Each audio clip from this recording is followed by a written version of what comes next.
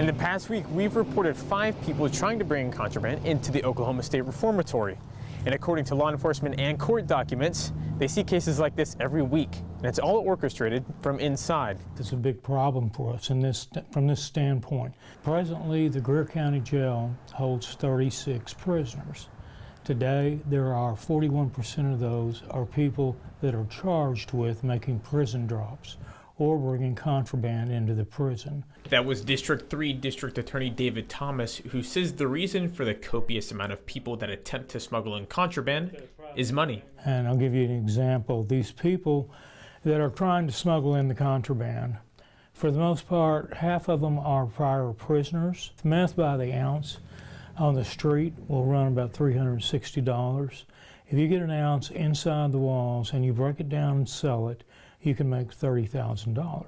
Thomas says the sad reality is gang members who find their way inside prison don't usually change for the better when contraband is a prevalent influence. And going from processing cases to boots on the ground, Greer County Sheriff Stephen McMahon works closely with Granite PD to make these arrests. We're probably catching just a small amount of what is actually going in. He says it's mainly people from outside of Greer County, and they all funnel down the same road. Even though this county road is easily visible from the highway, Sheriff McMahon says this is where the majority of the drops happen, and it's less than a mile from the reformatory. However, even though the method is redundant, it's not slowing down, and Sheriff McMahon says they don't have the staff to keep up. We're one of the smallest counties as far as population.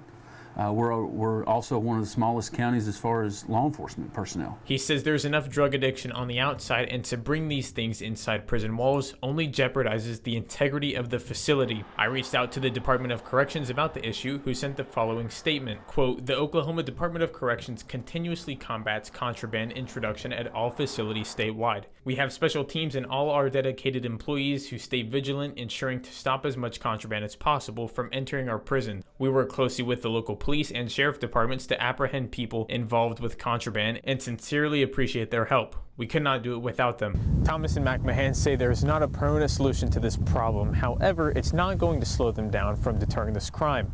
Reporting for 7 News, I'm Seth Marsicano.